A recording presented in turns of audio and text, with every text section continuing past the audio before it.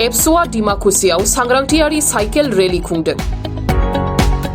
आथिखालाव बर' समाजाव सोलिबाय थानाय समाज बेरेखा खामानि मावनाय, उन्दै बैसोआव हाबा लानाय, जौ जुवा बायदि जेंनाखौ समाजनिफ्राय फोजोबस्रांनायनि थांखिजों दिनै उदालगुरि जिल्ला एबसुनि सिङाव थानाय डिमाकुसि दखरा एबसुआ सानैनि हाबाफारि लानानै दखरा एबसुनि गं 60 गामियाव साइकेल रेली खुंनाय जायो।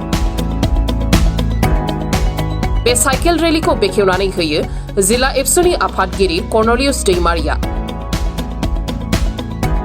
दिनैनि गिबि साननि साइकेल रेलीयाव दखरा एबसुनि सोद्रोमाफोरजों लोगोसे ओनसोलनि गोबां मेलेमजिबि सुबुंफोराबो बाहागो लायो।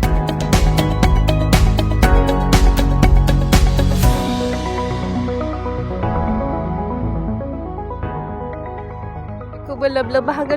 माने लानायखौ नुनानै जोंबो गोसोआव माने थुलुंगाखांनाय मोनदों। जाहाथे माने जोंनि बर' हारिनि जि माने गेना गोरोन्थि दोङो बेफोरखौ फोसाबनायाव माने बेबायदि लोब लोब फैनानै गासैबो जुदि बाहागो लायोबा जोंबो जोबोद गोजोननाय मोनो। आरो मा होनगोन जोंनि बे बर' समाजाव उन्दै बैसोआव हाबा जानाय आरो जौ सेरेबजों गोदोना थानाय बेफोरबायदि माने जेंनाया जोबोद दंसोगारो आरो बेफोरनिफ्राय बारग'नो थाखाय जों बयबो सांग्रां जानांगौ आरो बयबो लेखा गोरों जानानै समाजखौ फोसाबनो माने आवगायबोनांगौ, आं बेखौनो लुबैयो। बर' फरायसा आफादनिफ्राय जोङो समाज बेरेखा खामानिनि सायाव हेंथायै सानथामनि थाखाय जोङो बे हाबाफारिखौ लादोंमोन, गोलाव साइकेल हान्जा सुरनाय। नाथाय सम आरो बोथोरखौ नायनानै जोङो बेखौ सानथामनिफ्राय साननै खालामनाय जाबाय। जोङो दिनै जागायबाय डिमाकुसि दखरा बर' फरायसा आफादनि मावखुलिनिफ्रायनो, आरो बेखौ जोङो गाबोनो हाजो सेरफां इउनिट आबसुनि मावखुलियाव मोनाबिलिनि 4 रिंगायाव जोङो फोजोबनो सानदों। आरो बेखौ जोङो दिनै जागायदों जे दखरानि सिङाव 61टा गामि दङ, आरो बे 61टा गामियाव जोङो मोनफ्रोमबो गामियाव हाबगोन, बिथांमोनजों सावरायगोन, रायलायगोन। मोनफ्रोमबो गामियाव जोङो मिटिं लानाय जादों। जायगा जायगा बिदिनो ब्रेकफास्ट, लान्च आरो जोङो दिनै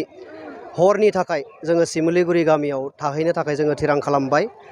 दा बे रेलीनि गेजेरजों जोङो बेखौनो मेसेज होनो सानदों रायजो राजाफोरनो, जे जोंनि गेजेराव जोंनि समाजनिफ्राय समाज बेरेखा जायफोर खामानि, समाज बेरेखा जायफोर एलिमेन्ट्स, बेफोरो जोंनि समाजनिफ्राय गैया जानांगौ। जे जोंनियाव जोंनि लाइमोनफोरनि जि माने जौ जुवाजों गोदोफबनाय, ड्राग्स सोबनायखौनो होन, बहाबा माने लोगो लेवाजों बेरायनानै सोरखौबा बुनाय, नङा होमबा? दा बेफोरबायदिखौ जोङो समाजनिफ्राय गैया खालामनो थाखाय नैबे माने रेलीखौ लानाय जादों। आरो बेनि गेजेरजों जोङो बेखौनो खावलायनो सानगोन जे जोंनि लाइमोन सेंग्रा सिख्लाफोरखौ जे नैफोरबायदि गाज्रि खामानिनिफ्राय गोजानाव थानानै लेखा फरायाव गोसो होनानै गावनि माने केरियारखौ दाफुंनायाव जाहाथे बयबो गोसो होयो। आरो जोंनि गामि समाजाव थानाय जायफोर दैदेनगिरिफोर, जायफोर गिदिर गोलाव, बिथांमोनखौबो जोङो खावलायनो सानदों जे नैबे हाबाफारियाव जों जाहाथे बयबो माने हेफाजाब होयो। बयबो जुदि हेफाजाब होलायलायोबा जोङो फोथायो जे नैफोरबायदि समाज बेरेखा खामानिनिफ्राय जोङो गोजानाव थानो हागोन, आरो नैफोरबायदि जि समाज बेरेखा गाज्रि एलिमेन्ट्सफोर, बेखौ जोङो समाजनिफ्राय गैया खालामनो हागोन। दिनै डिमाकुसि दखरा दुलाराय बर' फरायसा आफादा मोनसे साइकेल हान्जा सुरनाय जे हाबाफारि दिनै बेखेवदों। साननैनि थाखाय बिथांमोना बे हाबाफारिखौ लादों। जों खोब माने डिमाकुसि दखरा दुलाराय बर' फरायसा आफादखौ साबायखर बावगोन। बेबायदि सम आरो बोथोरजों गोरोबनानै जे साइकेल हान्जा सुरनाय बे हाबाफारिखौ बिथांमोना लादों। आरो बेबायदि दुलाराय बर' फरायसा आफादा माने सम सम बेबायदिनो सम आरो बोथोर थासारिजों गोरोबनानै माखासे हाबाफारिफोरखौ, जोंनि समाजखौ फोजाखांनाय हाबाफारिखौ लाबोबाय थादों। मालाबा मिरु दुलाराय बर' फरायसा आफादनिफ्राय थोंजोङै बेबायदि हाबाफारिखौ लादों। मालाबा जिल्ला आफादफ्रा गाव माने थासारिखौ, ओनसोलनि थासारिफोरखौ नायनानै बिदि हाबाफारिखौ लादों। आरो मालाबा बिदि दखरा आफादफ्रा गावबा गाव ओनसोलनि थासारिफोरखौ नोजोर होनानै माने बेबायदि समाज फोजाखांनाय हाबाफारिखौ लादों। दा थिग बेबायदिनो डिमाकुसि दखराया दिनै जिखिनि एन्टि ससियेल एलिमेन्ट्सफोरखौ जोंनि ससाइटिनिफ्राय गैया खालामनांगौ, आरो लोगोसे जौ जुवा ड्राग्सफोरजों जोंनि इयुथ्सफोरा माने जथेस्थ'खिनि एट्रेक्ट जानानै माखासे बे लाइनाव ड्राग्सफोर सोबनो जानो माने बेबायदि हमदों जोंनि बर' लाइमोनफोरा दा बेफोरखौ माने जोंनि ओनसोलनिफ्राय बा जोंनि बर' इयुथ्सफोरा जे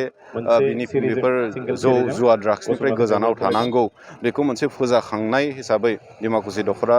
दुलाराय बर' फरायसा आफादा साइकेल रेलि लादों आरो लोगोसे जोंनि बर' समाजनिफ्राय जिहेथु दिनैसिम माने खोमसि फोथायनाया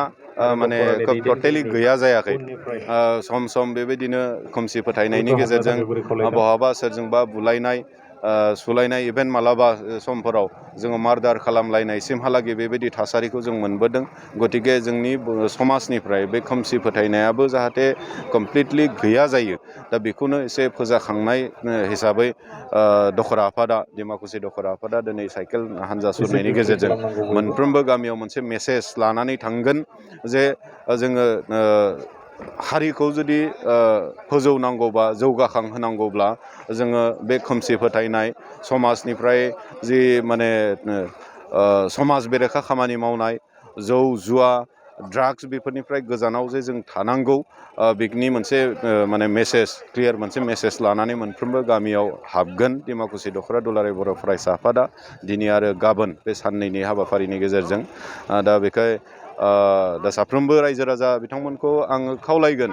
जाहाथे डिमाकुसि दख'राया जिखिनि गावनि दख'रानि सिङाव थानाय गामि आफादफोरखौ जिबायदि मोनसे फोजाखांनायनि हाबाफारि लादों बेयाव मोनफ्रोमबो गामि आफादफ्रा बिथांमोनखौ हेफाजाब आरो मदद खालामगोन आरो फैबाय थानाय समफोराव जाहाथे अकल नैबे डिमाकुसिल' नङा जोंनि बिटिआर हालाम बा जेरावनिखि जोंनि बर' समाजा जोङो माने संसार जानानै दोङो मोनफ्रोमबो ओनसोलफोरनिफ्राय जाहाथे बे जौ जुवा ड्राग्स खोमसि फोथायनाय बेफोरो जाहाथे गैया जायो आरो बेखौ गैया खालामनो थाखाय साफ्रोमबो रायजो राजाफ्रा जाहाथे खामानि मावगोन हजाग मोनसे जागोन आं बेखौ खावलायदों फुंबिलिनि हामलायनाय बावहरबाय खुलुमनाय बावहरबाय दिनैनि बे डिमाकुसि दख'रा दुलाराय बर' फरायसा आफादनि जे साननैनि गोलाव साइकेल रेलि सालायनायनि जे मोनसे हाबाफारि लादों बेयो जोबोद मोजां थांखि बिनि गेजेरजों जोङो जोंनि समाजाव बायदि बेले बेजे जि उन्दै बैसोआव हाबा जानाय उन्दै लाइमोनफोरा जौ जुवा आरो बिदिनो बायदि ड्राग्स गान्जाफोरजों जि गाज्रि थासारियाव गब'नानै दङ बेखौ जोङो ओरैबायदि जों नोजोरजों नायनानै जाहाथे जोंनि फैबाय थानाय उन्दै लाइमोनफोरा जुदि गब'नानै थायालासिनो बेखौ मैखोम माने उदां जानानै जोंनि जि समाजनि खामानि मावनो गोनां मोजां गियान गुन गोनां सोलोंथाइ लानाय बेफार फानिज्य बायदि बिथिंफोराव जौगानायखौ लाबोनानै जों नोजोर होनानै जों बे हाबाफारिखौ लानाय जादों आरो बिनि गेजेरजों बेखौनो मेसेज होनो नागिरदों जोंनि आथिखालनि मुगाया बादायलायनायनि मुगा बे बादायलायनाय मुगायाव गुबुन गुबुन हारिनि सुबुंफोरा जेरै जौगानायाव जानो हादों थिग बेबायदिनो जोंनि बर' हारिनिबो उन्दै फैबाय थानाय लाइमोनफोरा मोजां खामानि बिथिङाव दावगानाय जानांगोन लेखा फरायावनो जा बेफार फालांगियावनो जा बिनिफ्राय गामि खनला थानाय न'खर मोनफ्रोमाबो जौगानाय जानांगोन बेखिनो थांखिखौनो लानानै बे हाबाफारिखौ जोङो गोलाव हानजा माने साइकेल रेलि लानाय बे हाबाफारिखौ लादों खिनियावनो